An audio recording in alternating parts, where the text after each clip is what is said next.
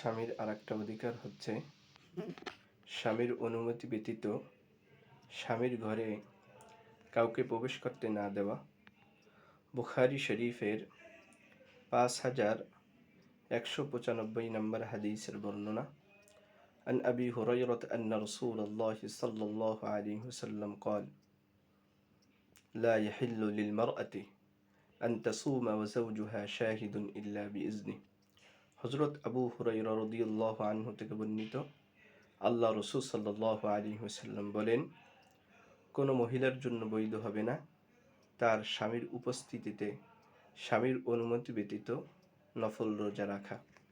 ওয়ালা তা'জান ফি বাইতিহি ইল্লা বিইজনি, এবং স্বামীর অনুমতি ছাড়া স্বামীর ঘরে কাউকে প্রবেশ করতে দিবে না। ওয়ামা আনফাকাত মিন নাফাকাতিন আন গায়রি আমরিহি ফাইন্নাহু ইউআদ্দা ইলাইহি শাতরুহু। আর স্ত্রী যদি স্বামীর অগোচরে স্বামীর অনুমতি ব্যতীত কোনো কিছু আল্লাহর রাস্তায় ব্যয় করে তার অর্ধেক সওয়াব স্বামীর আমলনামায় দেওয়া হবে। এই হাদিস থেকে জানা গেল একটা বিষয়, সেটা হচ্ছে নবী সাল্লাল্লাহু আলাইহি ওয়াসাল্লাম বলেছেন, কোনো স্ত্রী যেন তার স্বামীর ঘরে স্বামীর অপছন্দনীয় লোক, স্বামী যাকে ভালোবাসে না, স্বামী যাকে দেখতে পারে না এমন লোককে প্রবেশ করতে না দেওয়া। কোনো, চাই সে পুরুষ হতে পারে অথবা মহিলাও হতে পারে, স্বামী যাকে অপছন্দ করে এমন লোককে ঘরে প্রবেশ করতে দেবে না। মহিলাদের আরেকটা সমস্যা হচ্ছে, মহিলারা স্বামীদের কৃতজ্ঞ হয় না। স্বামীদের কৃতজ্ঞ হতে হবে, এটা স্বামীর একটা অধিকার, স্বামীর কৃতজ্ঞ হওয়া। বুখারী শরীফের 5197 নম্বর হাদিসের বর্ণনা। قال رسول الله صلى الله عليه وسلم ورأيت النار فلم أراك اليوم منظرا قط। আল্লাহ রাসূল সাল্লাল্লাহু আলাইহি ওয়াসাল্লাম বলেন, আমি জাহান্নামকে দেখলাম, তবে আজকের মতন দৃশ্য আমি কখনো দেখিনি। ওয়ারাআইতু আকসারা আহলিহা আন-নিসা। নবীজি বলেন, আর অধিকাংশ জাহান্নামী দেখলাম আমি মহিলাদেরকে। মহিলারা তারা হচ্ছে অধিকাংশ জাহান্নামী। নবীজি বলেন, এটা আমি দেখলাম। ক্বালু লিমা ইয়া রাসূলুল্লাহ। সাহাবা ইকরাম প্রশ্ন করলেন, হে আল্লাহর রাসূল, কেন? নবীজি সাল্লাল্লাহু আলাইহি ওয়াসাল্লাম বললেন, ক্বালা বিকুফরিহিন্না, তাদের অকৃতজ্ঞতার কারণে। কিলা ইয়া রাসূলুল্লাহ ইয়াকফুরনা বিল্লাহ। আল্লাহ রাসূল সাল্লাল্লাহু আলাইহি ওয়াসাল্লামকে প্রশ্ন করা হলো, ইয়াকফুরনা বিল্লাহ, অকৃতজ্ঞতার কারণে তারা কি আল্লাহর অকৃতজ্ঞ হয় এজন্য? নবী সাল্লাল্লাহু আলাইহি ওয়াসাল্লাম বললেন, না। ক্বালা ইয়াকফুরনাল আশীরা ওয়া ইয়াকফুরনাল ইহসান, যে তারা স্বামীর অকৃতজ্ঞ হয় এবং তারা অনুগ্রহকে অস্বীকার করে। নবীজি বলেন, ওয়ালাউ আহসানতা ইলা ইহদাহুন্না আদ-দাহরা, যদি তুমি তাদের কারো প্রতি পুরা জীবন ভালো ব্যবহার করো, সুম্মা রাআত মিনকা শাইআন, এরপর কখন তোমার কাছ থেকে কোনো একটা মন্দ বা কষ্টর একটা বিষয় পেয়েছে তোমার কাছ থেকে, তখন সে বলে, ক্বালাত মা রাআইতু মিনকা খায়রান মা রাআইতু খায়রান মিনকা কত্তু, আমি তোমার থেকে কোনো ভালো কাজ কখনো পাইনি, তুমি আমার প্রতি কোনো যত্ন নেওনি। যত দোষ আছে সমস্ত দোষ স্বামীর উপরে চাপিয়ে দেয়। সে বলে, সারা জীবন এই স্বামী তাকে সুখে রাখার জন্য, তাকে শান্তিতে রাখার জন্য তার মাথার ঘাম পায়ে ফেলিয়ে তার জন্য পরিশ্রম করে খাওয়াইয়েছে, তার যখন যা কিছু লাগে সব কিছুর ব্যবস্থা করে দিয়েছে, কিন্তু যখন তার মনের একটু বিপরীত হয়েছে তখন সে সমস্ত অনুগ্রহ ভুলে যায়। এজন্য স্ত্রীদের উচিত হচ্ছে স্বামীদের কৃতজ্ঞতা স্বীকার করা, স্বামীদের কৃতজ্ঞ হওয়া। কৃতজ্ঞ না হলে তাহলে তো জাহান্নামে যেতে হবে, যা আমরা এই হাদিস থেকে জানলাম। এজন্য স্বামীর কৃতজ্ঞ হওয়া। স্ত্রীর প্রতি আরেকটা কর্তব্য হচ্ছে, যা স্বামীর অধিকার, সেটা হচ্ছে যে স্বামীর যে সন্তান আছে এই সন্তানদের প্রতি লক্ষ্য রাখা, সন্তানদের ভালো শিক্ষিত করা। বুখারী শরীফের ৭,১৩৮ নম্বর হাদিসের বর্ণনা।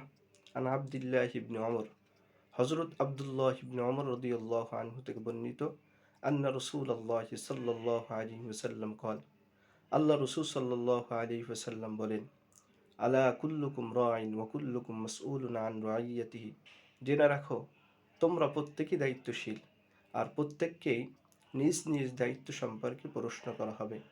ফাল ইমামুল্লাযী আলান নাসি রাইন ওয়া হুয়া মাসউলুন আন রাইয়াতিহি, শাসক তিনি জনগণের দায়িত্বশীল, তাকে তার দায়িত্ব সম্পর্কে প্রশ্ন করা হবে। ওয়ার রাজুলু রাইন আলা আহলিহি, আর কোন পুরুষ সে তার পরিবারের দায়িত্বশীল, তাকে তার ওহুয়া মাসউলুন আন রাইয়াতিহি, তাকে নিজ দায়িত্ব সম্পর্কে প্রশ্ন করা হবে। ওয়াল মারআতু রাইয়াতুন আলা আহলি বাইতি যাওজিহা ওয়া ওয়ালাদিহি, আর স্ত্রী তার স্বামীর পরিবারের দায়িত্বশীল এবং তার সন্তানদের দায়িত্বশীল। ওহুয়া মাসউলুন আনহুম ওয়াহিয়া মাসউলাতুন আনহুম, আর স্ত্রীকে তাদের সম্পর্কে জিজ্ঞেস করা হবে। এজন্য স্ত্রীর জন্য কর্তব্য হচ্ছে তাদের যে স্বামীর যে সন্তান তাদের প্রতি লক্ষ্য রাখা, তাদেরকে সুশিক্ষায় শিক্ষিত করা এবং পরিবারের অন্যান্য সদস্যদের প্রতিও লক্ষ্য রাখা। নবীজি সাল্লাল্লাহু আলাইহি ওয়াসাল্লাম এই হাদিসে স্ত্রীর যে কর্তব্য এটা নবীজি বলে দিয়েছেন। নবীজি আরো বলেন, ওয়া আব্দুর রাজুলি রাইন আলা মালি সাইয়্যিদিহি ওয়া হুয়া মাসউলুন আনহু আন রাইয়াতিহি, আর কোনো ব্যক্তির দাস সে তার মনিবের সম্পাদের ব্যাপারে দায়িত্বশীল, মনিবের সম্পাদের দায়িত্বশীল, তাকে নিজ দায়িত্ব সম্পর্কে প্রশ্ন করা হবে। নবীজি হাদিসের শেষ আরো বলেন, আলা ফাকুল্লুকুম মাসউলুন ওয়া কুল্লুকুম মাসউলুন আন রাইয়াতিহি, নবীজি বলেন তোমরা প্রত্যেকেই দায়িত্বশীল, জেনে রাখো তোমরা প্রত্যেকেই দায়িত্বশীল এবং তোমাদের প্রত্যেককে নিজ নিজ দায়িত্ব সম্পর্কে প্রশ্ন করা হবে। সুতরাং আমরা সকলেই দায়িত্বশীল, আমরা যে যেখানেই দায়িত্বে রয়েছে আমাদের যে দায়িত্বগুলো সঠিকভাবে পালন করতে হবে। একজন পুরুষ সে তার ঘরের একজন স্বামী হিসেবে যে তার দায়িত্ব রয়েছে এই দায়িত্বগুলো তার পালন করতে হবে। একজন স্ত্রী তার স্ত্রী হিসাবে যে দায়িত্বগুলো রয়েছে এই দায়িত্বগুলো একজন স্ত্রীর অবশ্যই পালন করতে হবে। স্ত্রীর আরেকটা কর্তব্য হচ্ছে স্বামীর যে সম্পদ এই সম্পদের সে রক্ষণাবেক্ষণ করবে, স্বামীর সম্পদের হেফাজত করবে। তিরমিজি শরীফের 670 নম্বর হাদিসের বর্ণনা।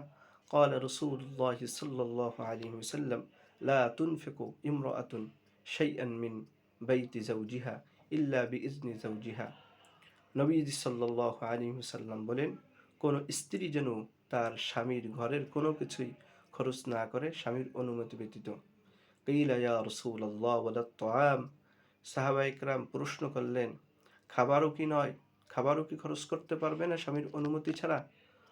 ক্বাল যাকা আফদালু আমওয়ালিনা, আল্লাহ রাসূল সাল্লাল্লাহু আলাইহি ওয়াসাল্লাম বললেন, খাবার তো আমাদের উত্তম পাথেয়, উত্তম সম্পদ। এজন্য স্বামীর যে সম্পদ রয়েছে স্বামীর সম্পদের প্রতি স্ত্রীর যত্ন হওয়া, যে স্বামীর সম্পদ নষ্ট না হয়ে যায় এটা খেয়াল রাখা। স্বামীর আরেকটা অধিকার হচ্ছে যেটা স্ত্রীর কাছে পাও না, যে স্বামীর জন্য সে বেশি বেশি সাজসজ্জা গ্রহণ করবে। আজকাল সমাজে দেখা যায় মানুষ স্ত্রীরা মেয়েরা যখন বাহিরে যায় তখন যত সাজসজ্জা আসে গ্রহণ করে, কিন্তু স্বামীর সামনে সাজসজ্জা গ্রহণ করে না। এটা মোটেও উচিত নয়, স্বামীর জন্য সাজসজ্জা গ্রহণ করা। নাসাই শরীফের 3231 নম্বর হাদিসের বর্ণনা। আন আবি হুরায়রা রাদিয়াল্লাহু আনহু قال قيل يا رسول الله, হযরত আবু হুরায়রা রাদিয়াল্লাহু আনহু থেকে বর্ণিত, তিনি বলেন আল্লাহ রাসূল সাল্লাল্লাহু আলাইহি ওয়াসাল্লামকে প্রশ্ন করা হলো, আইয়ুন নিসাই খায়রুন, কোন মেয়ে কোন মহিলা উত্তম? قال التي تسره اذا نظر, ওই মহিলা উত্তম যার দিকে তার স্বামী তাকালে সে এমন একটা ভঙ্গি করে যা স্বামীকে আনন্দিত করে দেয়। অতুতিউহু ইদা আমারা, আর স্বামী যদি তাকে কোনো আদেশ করে তাহলে সে তার আদেশ মান্য করে। ওয়ালা তুখালিফুহু ফি নাফসিহা ওয়া মালিহা বিমা ইয়াকরাহু, এবং সে নিজের জান মালের ক্ষেত্রে এমন কিছু না করে, এমন কিছু করে না যা স্বামী অপছন্দ করে, এমন কিছু না করে স্বামীর বিরোধিতা করে না, এমন কিছু করে স্বামীর বিরোধিতা করে না। নবী সাল্লাল্লাহু আলাইহি ওয়াসাল্লাম বললেন সে হচ্ছে উত্তম। এই হাদিস থেকে একজন মহিলা উত্তম হওয়ার জন্য তিনটি বিষয়। এক নম্বর বিষয় হচ্ছে যে স্বামীর জন্য সাজসজ্জ গ্রহণ করবে। স্বামী যদি তার দিক তাকায় তাহলে সে এমনভাবে তাকাইলেই যেন স্বামী তার প্রতি সন্তুষ্ট হয়ে যায়, এবং স্বামী যদি কোনো আদেশ করে সাথে সাথে আদেশের মান্য করে। আর একটা বিষয় হচ্ছে স্বামী তার নিজের সম্পাদের ক্ষেত্রে, তার নিজের ক্ষেত্রে এবং তার সম্পাদের ক্ষেত্রে সে এমন কাজ করে না যেই কাজ স্বামী অপছন্দ করে, এমন কাজ করে না। এই এমন কাজ না করে স্বামীর বিরোধিতা করে না, অর্থাৎ স্বামীর পছন্দনীয় কাজ করে। এমন কোনো কাজ করে না যেই কাজ করলে তার স্বামী অপছন্দ হবে, এ সমস্ত কাজ করে না। এজন্য স্বামীর সন্তুষ্টির প্রতি একজন স্ত্রীর লক্ষ্য রাখা অত্যন্ত জরুরি। কিন্তু আজকাল সমাজে এটা পাওয়া যায় না। স্বামীর প্রতি কোনো ভ্রুক্ষেপই করে না। এটা আসলে একজন স্ত্রীর জন্য উচিত নয়। কোনো মহিলা যদি জান্নাতে যেতে চায় তাহলে স্বামীর কৃতজ্ঞতা স্বীকার করতে হবে, স্বামীর আদেশ নিষেধগুলো মানতে হবে। আল্লাহ তাআলা আমাদের তৌফিক দান করুন।